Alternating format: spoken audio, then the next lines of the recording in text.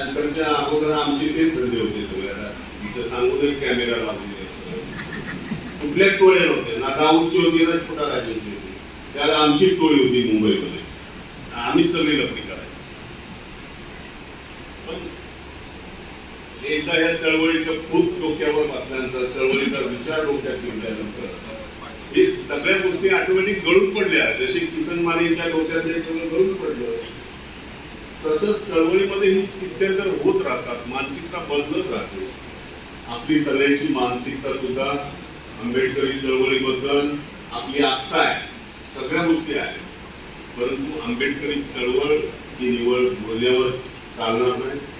आपल्याला चळवळीमध्ये कधी ना कधी एकत्रित यावं लागेल. कुणाचा इगो असेल, कुणाचा अहमपणा असेल, तो त्याने बाजूला टाकावा. आठवले साहेब नेहमीच एक पाऊल पुढे असतात ऐक्याच्या संबंधी, नेहमीच पुढे आहेत.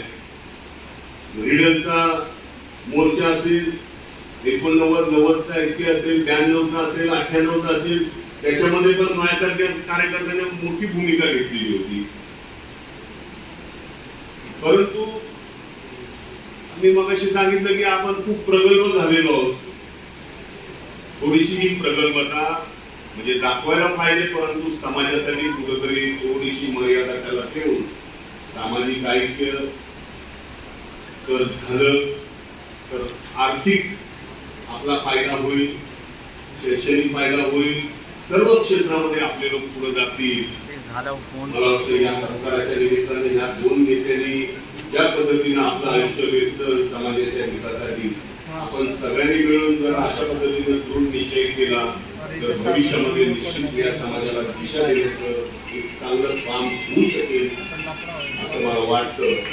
त्या दोघांनाही मी दीर्घायुष्य लाभो, त्यांचं उर्वरित आयुष्य सुखाचं समृद्धीचं जावं, त्यांना चळवळीमध्ये काम करण्याचं आणखी बळ यावं अशी भगवंताचरणी प्रार्थना करून मी माननीय आठवले साहेब यांना विनंती करतो की आपण या ठिकाणी आपलं मनोगत व्यक्त करावं.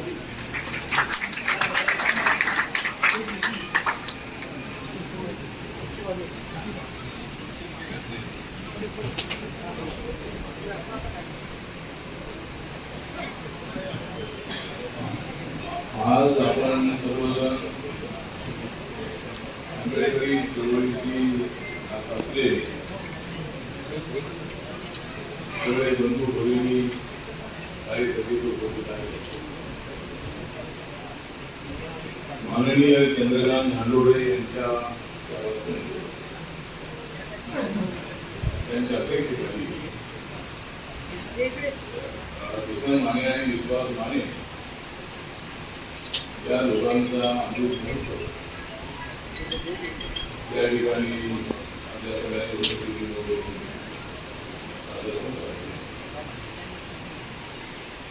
त्या ठिकाणी अर्जुन दांगडे, सुरेश माने, आपली पुत्र संगीताताई हांडोळे,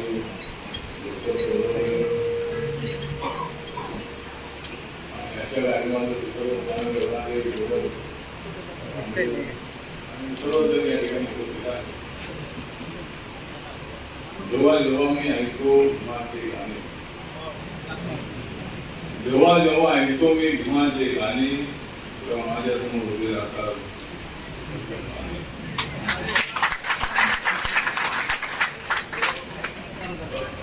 या लोखंडे मार्गचे खंडणीत आहे गाणे, या लोखंडे मार्गचे जे खंडणीत आहे गाणे, त्यांचं नाव आहे विश्वास माने. मला आज झालेला आहे फार हर्ष, मला आज झालेला आहे फार हर्ष, कारण किसन माने आणि विश्वास माने यांनी पूर्ण केलेली आहे 75 वर्ष. त्या दोघांनी केलेला आहे आंबेडकरी चळवळीसाठी संघर्ष, या दोघांनी केलेला आहे आंबेडकरी चळवळीसाठी संघर्ष. तुम्ही दोघांनी जरा संघर्ष होते.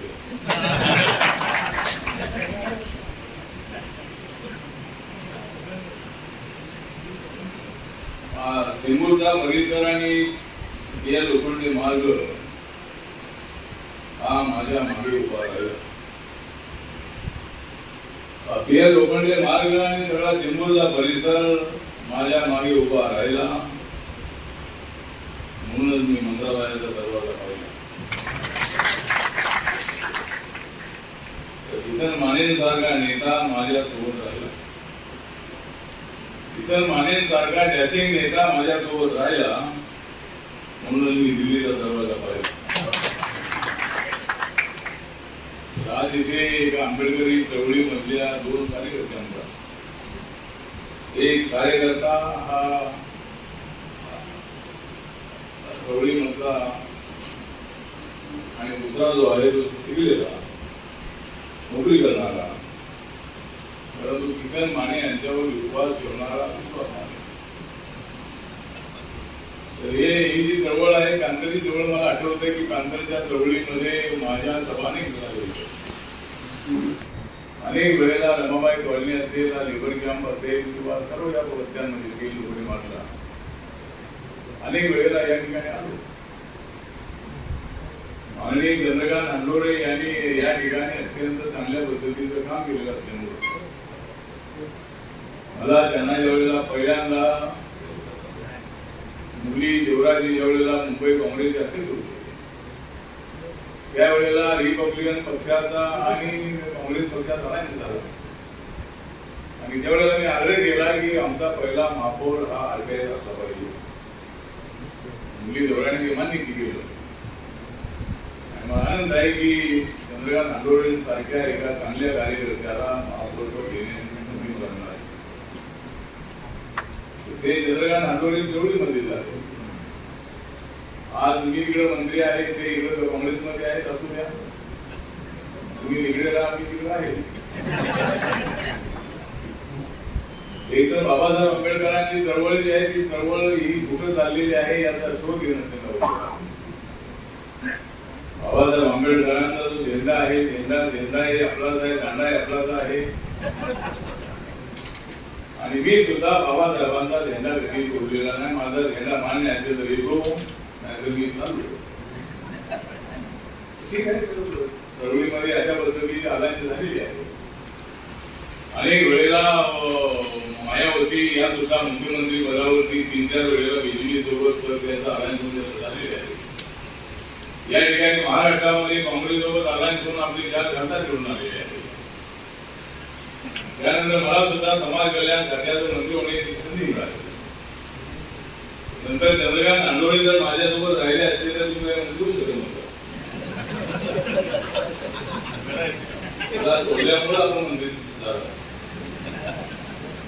ठीक आहे, मला आनंद आहे की माझ्या चळवळीमधला एक कार्यकर्ता, अनेक कार्यकर्ता आणि निवडणुकीमध्ये उभा राहून निवडून येणारा कार्यकर्ता कसा असावा तर तो चंद्रकांत हंडोरेंचा असावा. किसन मान्यांना तिकीट दिलं, मला माहीत होतं की काय करून दिलं. तिकडे चंद्रकांत हंडोरेच्या मिशन तिकडे असल्यामुळं या ठिकाणी ठीक आहे. तर अनेक वेळेला सुरेशजी बरोबर आहे, आपण कुठेतरी सगळ्यांनी एकत्रित आलो पाहिजे. महाराष्ट्राचं राजकारण असं आहे की महाराष्ट्रामध्ये आपण 13-14% आपण तरी का हो, आंबेडकर आहेत लोक 8-9% आहे. त्याच्यामध्ये सुद्धा फार मोठी गैरबाजी आहे. आणि त्यामुळं आपल्या स्वतःच्या बळावर जर काँग्रेसला, राष्ट्रवादीला, शिवसेनेला, भाजपला जर स्वतःच्या बळावर सत्ता मिळत नाही, रिपब्लिकन पक्षाला सत्ता मिळणं अवघड आहे. माननीय बाळासाहेब आंबेडकरांनी प्रयत्न केला, चांगल्या पद्धतीचा प्रयत्न केला. त्यांना जवळजवळ लोकसभेला 41-42 मतं मिळाली, 41 लाख मतं मिळाली. नंतर असेंब्लीला काहीतरी 20-21 लाख मतं मिळाली. एक सुद्धा माणूस निवडून आला नाही. त्यामुळे स्वतःचं जे बळ आहे ते बळ आपलं जे आहे ते थोडं बळ नाही. उत्तर प्रदेशमध्ये मात्र जवळजवळ 21-22% आम्ही आहोत. आणि त्यामुळं मायावतीनं माननीय कांतीराम यांच्यापर्यंत त्या ठिकाणी बऱ्यापैकी यश मिळालेलं आपल्याला पाहायला मिळते.